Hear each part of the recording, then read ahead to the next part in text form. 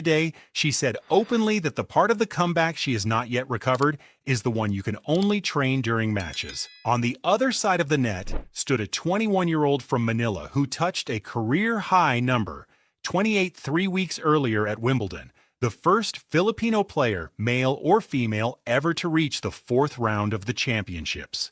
Jung rising back into her ceiling, Eala pushing up into hers. The two calendars intersected at full speed in a 7,000-seat stadium in Washington, D.C.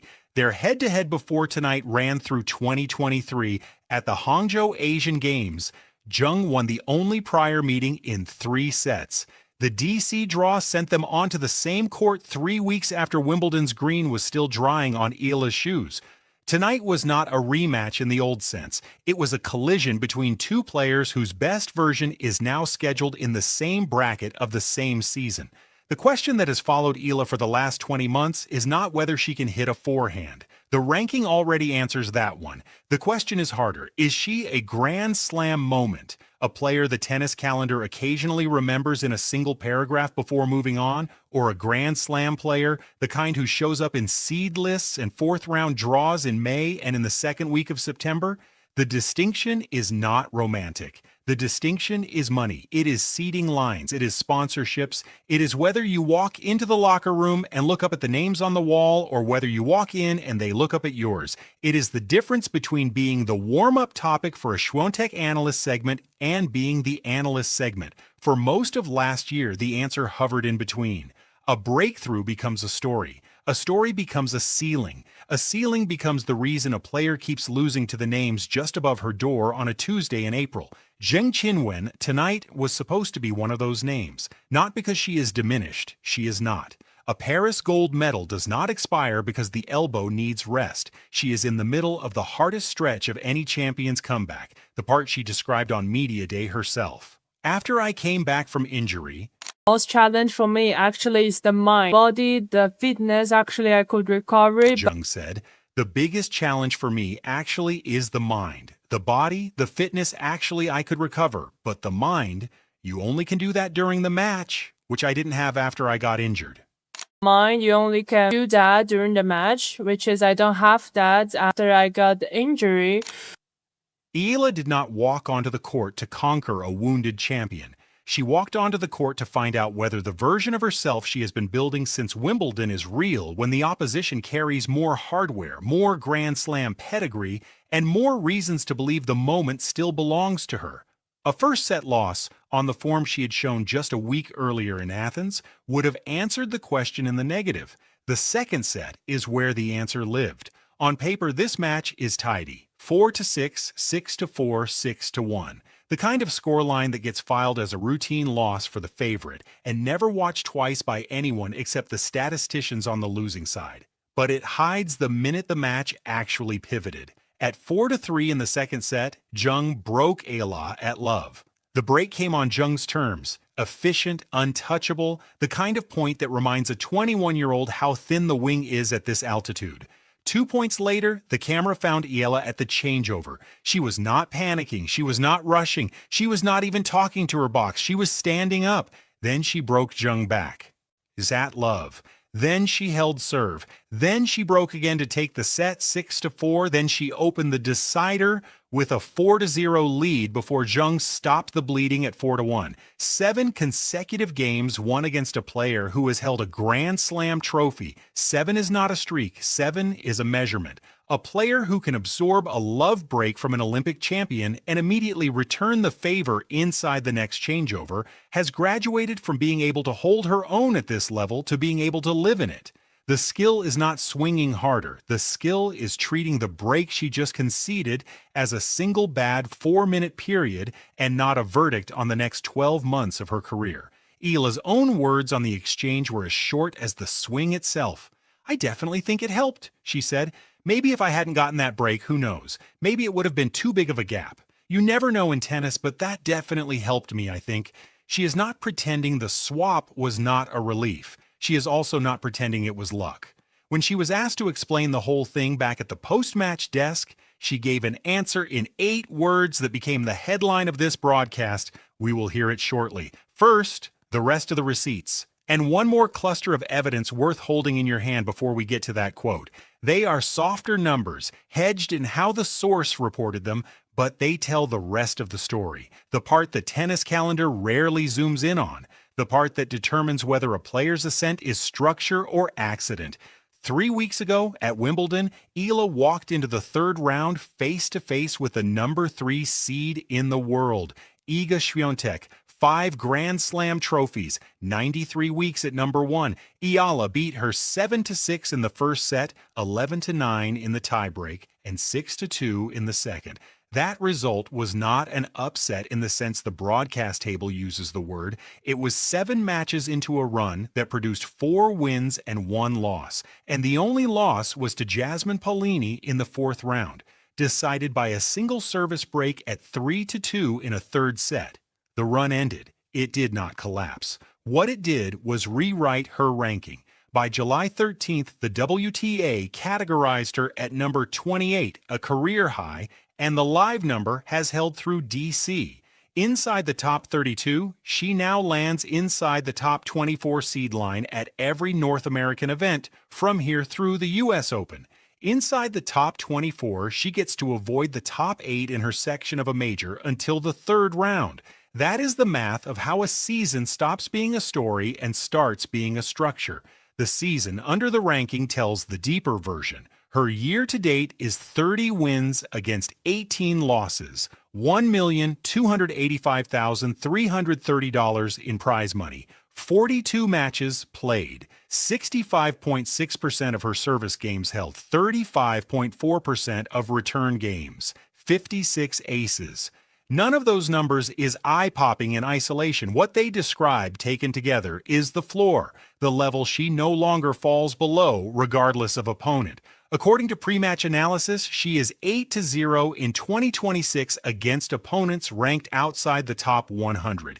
8 matches where the trap was losing ugly to a name the broadcast scrolls past. She did not once take it. That 8-0, hedged as it is from a single source, is what coaches dream about and what the tour quietly notices. It is the kind of stat that does not appear in the headline, but it appears the next time the tournament architect is asked to seed her. Now she was standing at the post-match desk, asked how she had held together through the 4-3 love break, and she gave an answer that took 8 words to land. Here's what she said verbatim. I think I've already had that in me. I think it's definitely a mindset that you have. That being said, I think it's been trained, or I've practiced.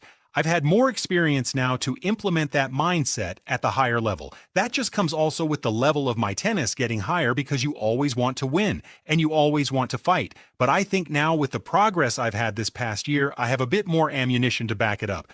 That is not swagger. That is a receipt. A 21-year-old player being asked how she absorbed a love break against an Olympic gold medalist and answering in the present continuous, I've already had that in me, is the difference between borrowing a trait in flashes and owning it. It is also a quiet correction of the question tennis has been asking her for a year. Tonight, she told them what she does not wonder about. The phrase that opens this broadcast was real before she said it, and now it is on record. The WTA's own match desk put her own quote above the fold in the official recap. That is a small editorial signal worth naming. On the question of whether her game has the tools to live in the room she is now walking into, you do not have to take Eala's word alone. Paul Annacone, the former coach of Roger Federer and Pete Sampras, a man who has stood on the other side of a practice court from 2 of the most disciplined offensive players in the modern game, publicly praised her earlier this year. The detail that matters is not that he said it, it is what he was looking at when he did. Annacone does not hand out promotional compliments. He hands out compliments when the footwork holds up under pressure, when the forehand does not require the coach to manage it, when the player stops needing permission from a senior figure in her box to close a set. The compliment is not the receipt. The pattern Annacone was asked to evaluate is the receipt. When a Federer-Sampras inner circle voice moves a pattern call from practice notes into a public compliment, the analysis has survived 3 rounds of pressure. The institutional signal worth naming sits 1 level up. The WTA's own match desk used Eala's own quote to headline the official recap of this match. She is a 21-year-old who has yet to win a WTA singles title. The tour published her self-assessment at the top of a win over an Olympic gold medalist. That is not a normal editorial choice. It is a quiet vote of confidence in the timeline the tour is watching. When the tour desk stops telling the story of a player and starts printing the player's own words as the story, the player has crossed a threshold the tour cares about. What she is asking the next 6 weeks of her career to deliver is not a memory. It is a seeding line. The North American hardcourt swing determines the U.S. Open draw, DC Toronto, Cincinnati, New York, 4 events in 5 weeks. Eala sits today at number 28 live. Every match she wins from this week through the end of Cincinnati could reset her inside the top 24 line, the line where top 8 seeds do not arrive in her section of a slam until the 3rd round.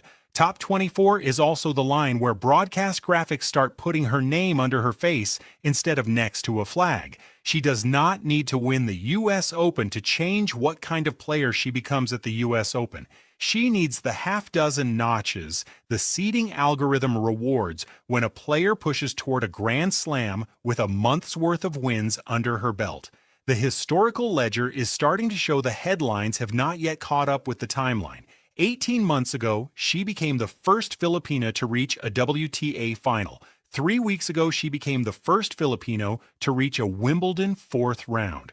Tonight, she took a set and a half off a Paris Olympic gold medalist on a North American hardcourt. 3 firsts in 18 months is not a story about a surprise. 3 firsts in 18 months is a story about a player arriving on a schedule that suits her. The country that has been waiting for this schedule noticed. On the morning of July 29th, Manila time, the win was the lead sports headline on ABS-CBN, on Rappler, on Philippine Daily Inquirer, on GMA News, on Malaya. The Filipino tennis internet lit up. The WTA's own social channels ran the line "Grit and Determination." The headline framing of shock you may have seen in passing on a few channels is fair to call fan community reaction, rather than literal global shock. The deeper reaction in the comments and the long posts was closer to "she knows who she is." Before this match, there were 3 weeks when a quiet open tab sat on her record. Wimbledon, round 4 against Jasmine Paolini, 4-6, 6-4, 3-6, a match she led. A match she did not close. The DC Open is her first tournament since, and her next round scheduled this week is Leylah Fernandez, the Canadian lefty number 7 seed, defending champion in Washington, the player who beat her 6-1, 6-4 in Stuttgart on clay just 3 months ago. Battle of the lefties, rematch. The vulnerability is not a thought exercise. It is on the schedule. On Media Day this week, asked how she processes a loss like Paolini, Eala said, "The only way to go forward is growth. There's always so much to learn. Every single day is a new battle." That sentence is not a soundbite. It is a load-bearing instruction for everything she is about to do. So here is the room she is in now. 3 weeks ago, Alex Eala walked into Wimbledon's center court for the first time. She walked out as the first Filipino in any gender ever to reach the second week of the championships. Tonight, she walked into the Fitzgerald Tennis Center in Washington, D.C. and beat a Paris Olympic gold medalist at full stretch in 2 hours and 26 minutes. Tomorrow or the day after, she walks into a locker room where Venus Williams, Naomi Osaka, Jessica Pegula, Leylah Fernandez, and Zheng Qinwen are not names on a poster on her